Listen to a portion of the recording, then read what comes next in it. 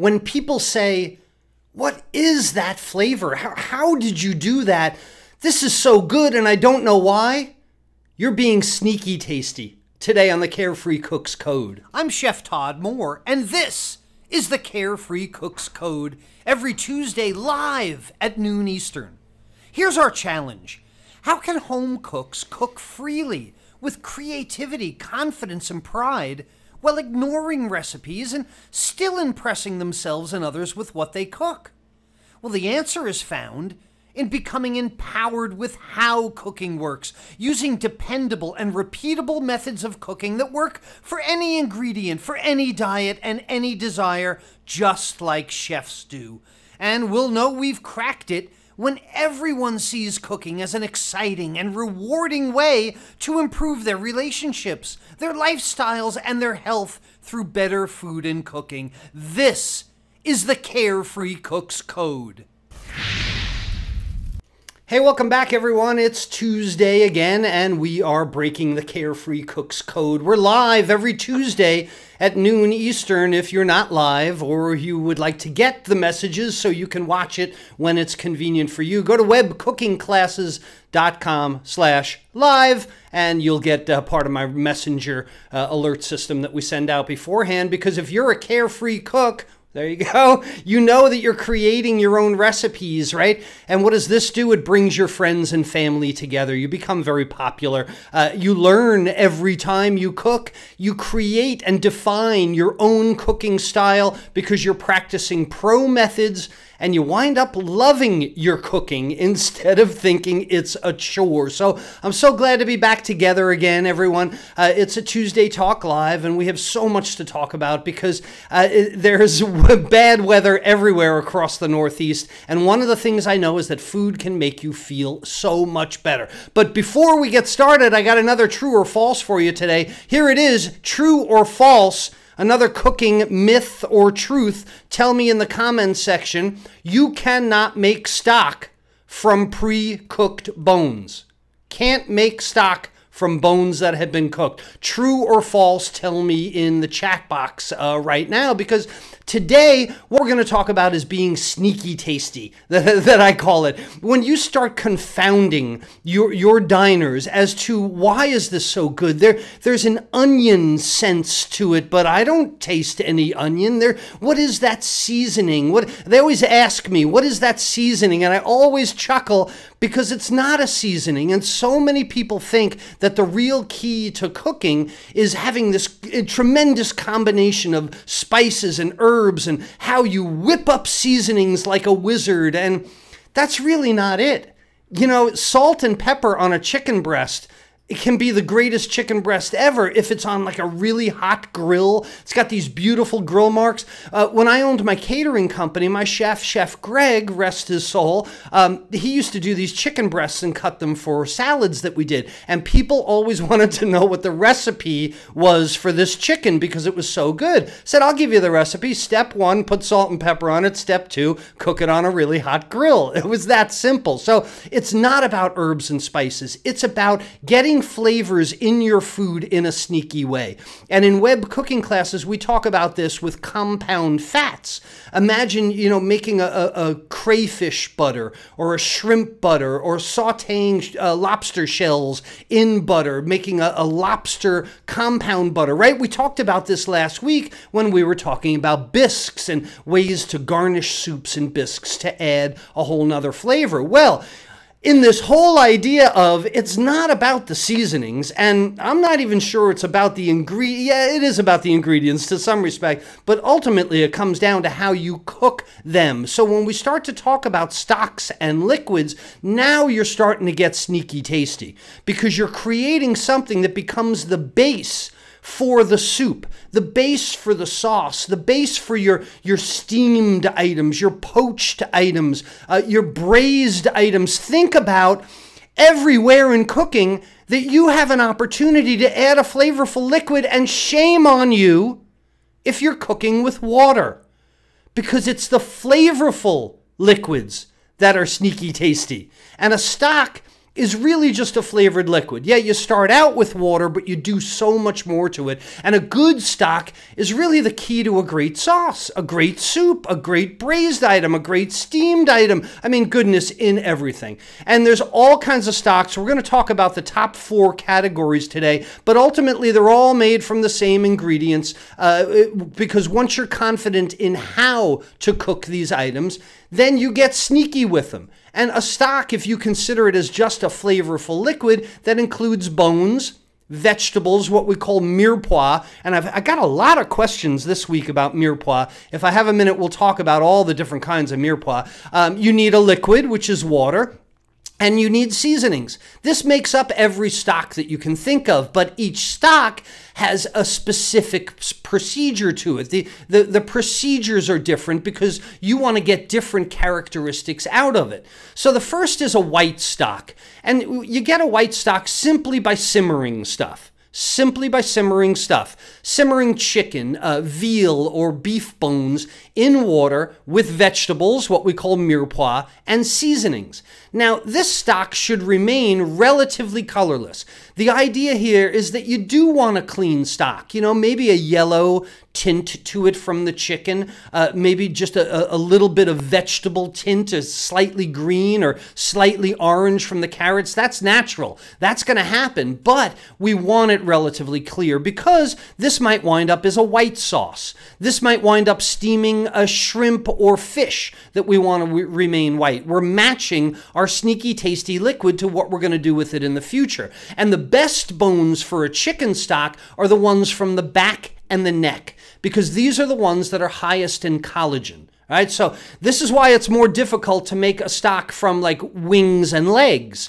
There isn't as much marrow, there isn't as much gelatin, collagen in those bones as there are the back, the cartilage pieces, the neck, things like that. This is why you can't make a stock from chicken breast. You can't make a stock just from the meat. You need the collagens in the bones, but you can alter the color of a white stock with your mirepoix. Now, this is what I was alluding to before, because strangely this week, and maybe I used the word last week in the Carefree Cooks Code, mirepoix, and I got a lot of questions about it. So mirepoix generally is the combination of onion, celery, and carrot cut consistently. That's the base for a lot of sauces and stocks and soups and so on. But altering the color, like what if you use, and there should be 33, a third, a third, a third. Well, what if you use 2/3 carrot and only 1/3 onion? You'd have a brighter, you know, it's not going to glow orange. It's not going to be that bad, but you'll have a brighter. But on the other side is, what if you wanted to make it whiter? And then you would use a white mirepoix, use like onions, parsnips, and mushroom stems maybe, right? Stems maybe. That's how you start to put those things together. All right, the next is a brown stock. So my point in that is it doesn't always have to be carrot, celery, onion. It can be 3 white things or 3 green things, although be careful about that. One time when I was a chef at the hospital, when I was executive chef at this large hospital, we had a lot of broccoli stems left over. And so I was like, hey, let's make a stock out of them. Just throw all those broccoli stems in the steam jacket kettle and simmer them and we'll make a stock out of it. Well, this was like the Frankenstein stock. It glowed green. It was like the greenest stock I had ever seen. So we threw it out. I mean, the broccoli stems are probably going to get thrown out anyway. But next time we combined it for other things. Don't make purely green things. But let's move on. Let's talk about brown stocks. Now, brown stocks can be made from chicken, veal, beef, game, even vegetables. You can make a brown vegetable stock if you caramelize those vegetables before simmering them in water. And that's the key to it. This kind of stock should really have a really rich, dark color. And don't think of a brown stock as only beef. You can make a brown stock by charred portobello mushrooms. You can make a vegetarian brown stock by adding color to it. And you can make a chicken brown stock and a pork brown stock as well. So don't think it's just for beef. What it has to do with is browned bones generally. And very often we add tomato paste to it to add color. And also tomato paste being an acid, acids break down connective tissues in moist cooking. So anytime you can add an acidic ingredient to your stock making, you're helping to bring out that collagen from the bones, to break down connective tissues. It's one of the reasons that we add acids in a braising procedure. So if you take a tough, chewy cut of beef and you're braising it, tomato or acid or vinegar or lemon or balsamic vinegar helps break that stuff down. And in French culinary, it's something called émissé. Émissé is when we coat the bones with tomato paste first. I always thought it was kind of unnecessary fancy. Like, why do you got to coat the bones with it? Just throw the tomato paste in there. But those French, they got an idea and everything. The best bones for making beef and veal stock are from younger animals. All right, so a younger animal will have a higher percentage of cartilage and connective tissue. So ultimately, a brown veal stock should be more gelatinous than a brown beef stock, because the connective tissue, and here's the whole key right here. This is the whole key. The connective tissue is high in collagen. That's why the backs of the chicken, the necks of the chicken, joints with cartilage, high in collagen. Now, this is the key to stock making. Collagen is the protein that dissolves when it's cooked in moisture. And collagen under heat and moisture is converted into gelatin and water. And you know what gelatin is if you've ever had Jell-O as a kid. But not strawberry. You can't cook bones and get strawberry Jell-O. That's not going to work. Gelatin should be tasteless. It's odorless. It's a jelly-like substance that's used as a thickener. And you know, this gives tremendous mouthfeel to sauces. And if you want to go to your local fancy French restaurant, you'll see them thickening sauces with demi-glace or glacé or just gelatin aspic taken from the bones of animals. A lot of times they won't mess with the roux, the starch. They will thicken things with this protein, with this gelatin, because it gives such real richness to the finished stock. And the best bones, veal and beef bones, again, from the back, from the neck, and because cows have longer legs than chickens do, shank bones are very good also. Leg bones, they have the highest collagen content. And a lot of times you'll want to increase the surface area before you're making a brown stock. You want to cut the bones into maybe 3 or 4 inch pieces with your bone saw. Yeah, everybody's got a bone saw, right?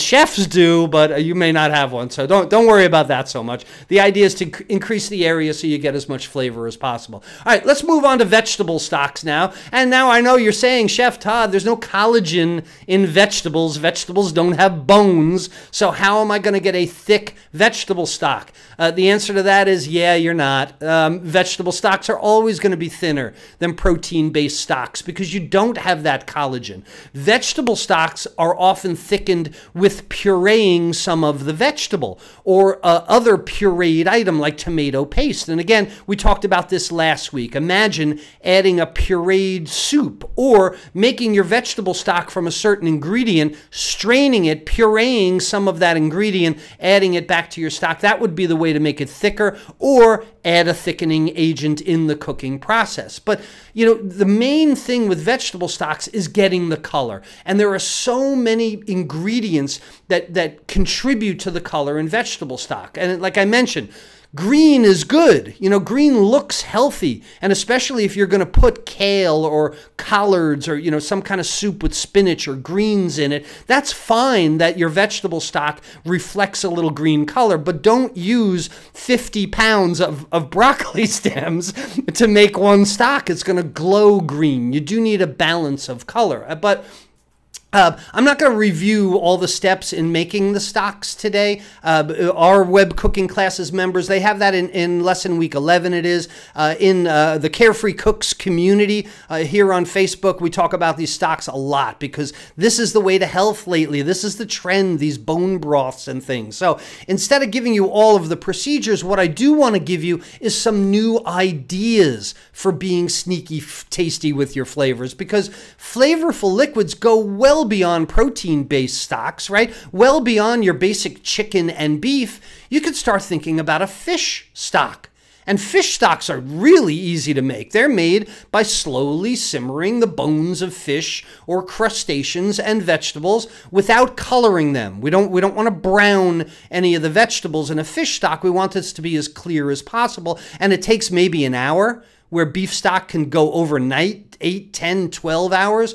The best bones for a fish stock are made from lean white fish like sole or flounder, tilapia, turbot. Don't use fatty fish, tuna, salmon, swordfish, shark, things like that. They don't make good stocks. First of all, because they're really fatty and you get a really greasy kind of stock, but also like salmon and tuna have a very distinctive flavor. And you'll know it's a greasy tuna stock versus like using flounder or fluke or halibut or cod carcasses. But the fish carcasses, they should be cut up into pieces, washed to remove any impurities. You know, get the scales out of there if you can. Remove the viscerated, the cavity. Remove all that stuff because that's not going to help your stock. But what you can do is make a fish fumet. Now, this is a real kind of pro-level ingredient to have in your household kitchen, and this is something that will definitely make you sneaky tasty because a fish fumet is like a shortcut fish stock. And really what you do is you make a quick fish stock, but then you make it highly acidic. All right, so we're going to add lemon juice to this. We're going to add wine or some kind of vinegar. And again, I told you the effect that vinegar has on coagulating proteins and breaking down connective tissue. So a very highly acidic fish stock made in less than an hour is going to be really strongly flavored. And this is the type of thing that you don't drink, okay? We use it as a poaching liquid. You don't serve fish fumet because it's not a sauce. It's so highly acidic, and you would really have to try and balance this well to even make it into a sauce. The reason for making fish fumet is that you don't cook with water. So that you have something, take those shrimp shells after you've cleaned the shrimp, add a slice of lemon, add a bunch of herbs or the stems from your parsley or your basil, throw it in there, simmer it for an hour, strain it off, and then use that to cook some piece of fish. Wouldn't that be so much more sneaky, tasty flavor than cooking it in water or dried bouillon or something like that? Speaking of, there's another thing that's called court bouillon. And this is another pro-level thing that we use in a professional kitchen because a court bouillon is like an unfish fish fumet. Call it a vegetable fumet if you want. You simmer vegetables, usually herbs and seasonings. So in a large production kitchen, when we're working with a lot of fresh herbs, we save all those stems.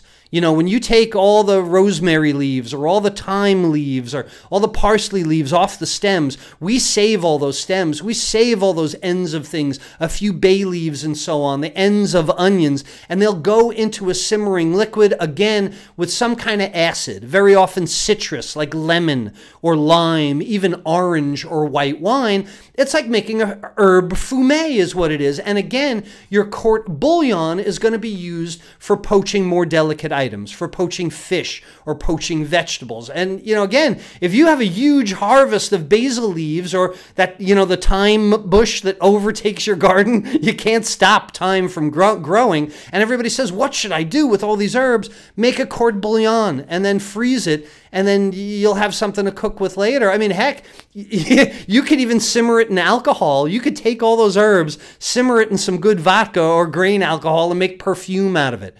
And really, a court bouillon is like an edible perfume. So imagine if you were able to put a perfume on your cooking.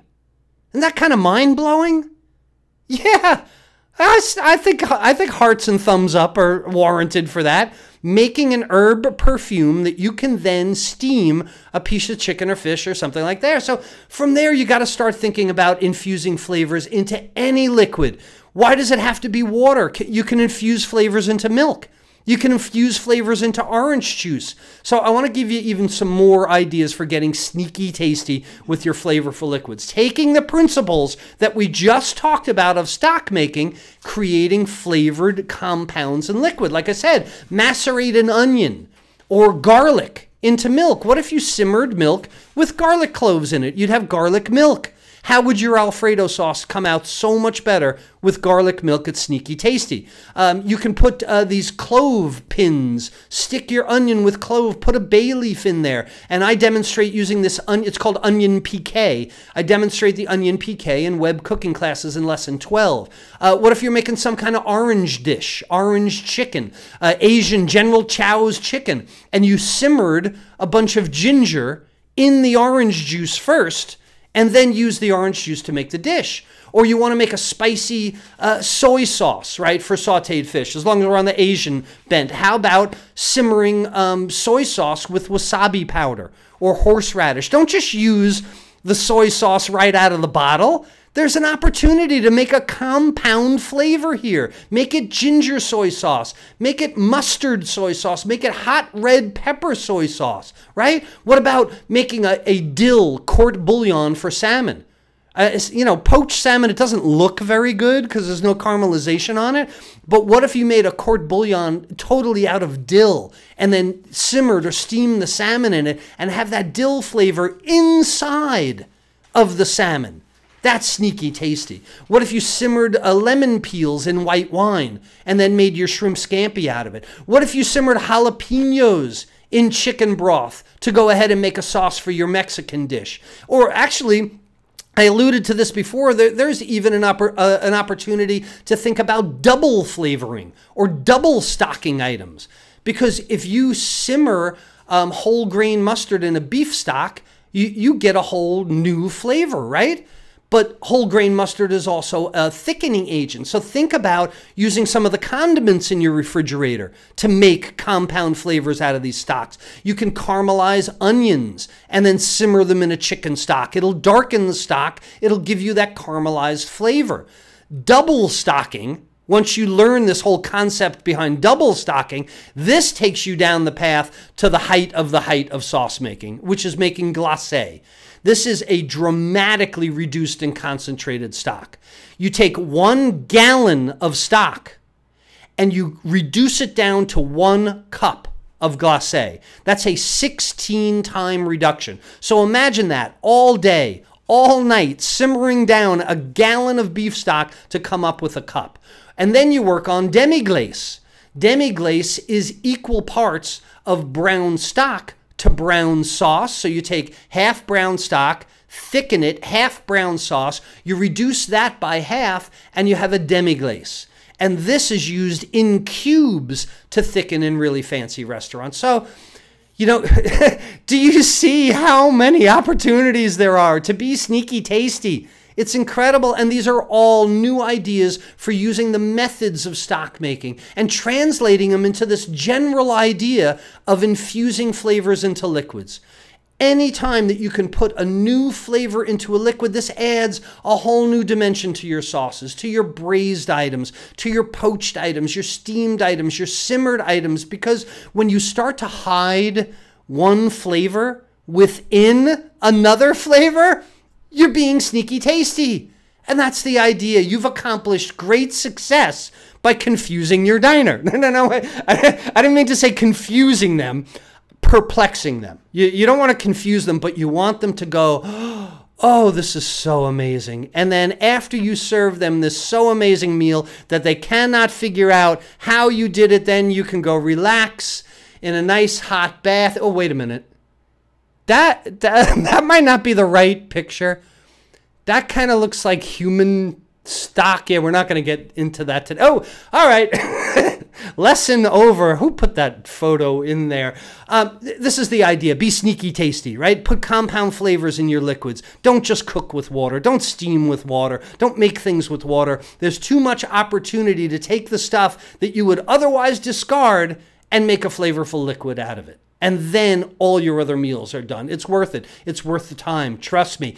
You know, scrolling through our Carefree Cooks community this week, I came up with a dish that made me stop my scrolling in its tracks. It's what I call the dish of the week. It's not a competition because you can't possibly know what I'm thinking of, right? It's just the thing that caught my eye. So there's no better or best. There is tons of great entrees, great cooking, great bread making, in our Carefree Cooks community, but there's one that stopped me this week, and this was Kathy. Kathy seemed to be the only one that caught on with the soup lesson last week. Of all the 120-something people that were with us live last week and the hundreds afterward that watched it, only one person posted a soup in our Carefree Cooks community. And the story behind this I thought was so cool. So Kathy says, it's a cold, rainy day where I was, so I figured I was going to clean out the fridge, and I started pulling stuff out of the freezer as well. I wound up with lots of carrots, a lot of celery, onions, and some chicken broth. This is stuff that a Carefree cook is putting in their freezer. Don't throw the ends of the onions out. This is my commentary now. Don't throw the ends of the onions out. Put that stuff in the freezer. All right, back to Kathy. Using the puree method, she says, it started out as a carrot soup with ginger, but then I tasted it halfway through the cooking, and the celery and the onions and the garlic were a little too pronounced. So it became a vegetable soup. And once she stirred in sour cream, she says, voila, it became a cream of vegetable soup. Okay, back to Chef Todd, commentary. I tasted it. I thought I was making one thing, and when I tasted it, I realized I was making another. That to me is Carefree cooking. It's not, oh my goodness, this is different from the recipe. I guess I'll have to throw it all out. No, if you started out making a carrot soup and it became a vegetable soup, that just means you were reacting with the ingredients. Well done, Kathy. Kathy says the carrots weren't very sweet, so I added a tablespoon of orange marmalade.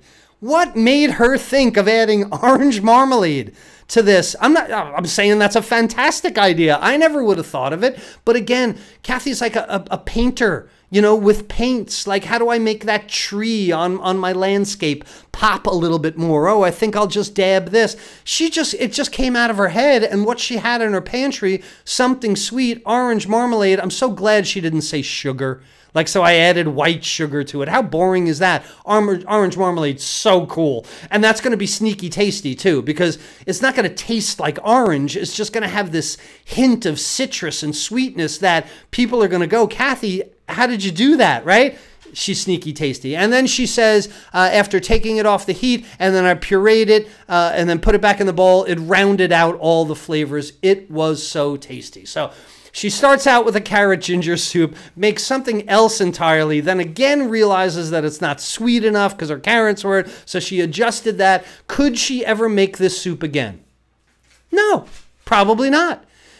Does it matter that she can never make that soup again? I don't think it matters in the least, because she's going to make another soup. She's going to invent another one. People always say to me, to Chef Todd, when you cook by method, how you can never do it again. Like, if you don't have a written recipe, you can never make that dish again. And I always go, so what? I don't care if I never make that dish again, because tomorrow I've got a new dish to invent. Cooking by methods means never having to make the same thing twice, right? Oh, let's go back to our true or false. You can't make stock from cooked bones. I think you know the answer to this now. Yeah, when you cook the bones, you add color. Now, people say, well, your stock isn't as thick. Now, that's slightly true, okay, in a very small amount. But remember, the collagen in the bones is only turned to gelatin under moist cooking. So there is a caveat here. If you poached the entire chicken or steamed the chicken, then I wouldn't use the bones. So the word cooked here makes it true and false. If you cooked the chicken in a moist method, yes, you've turned that collagen into gelatin. But if you roasted the chicken under a dry process or deep fried it, which I don't know why you would do that, but if you cooked it under a dry process, then those bones absolutely can be used to make a stock. It'll add color, it'll add flavor. So the answer is false. You can use bones to make a great stock. Let's see what everybody is talking about in our Carefree Cooks community. Let's see. Yes, false. People have got it. How do I close that window? Where's my cursor? There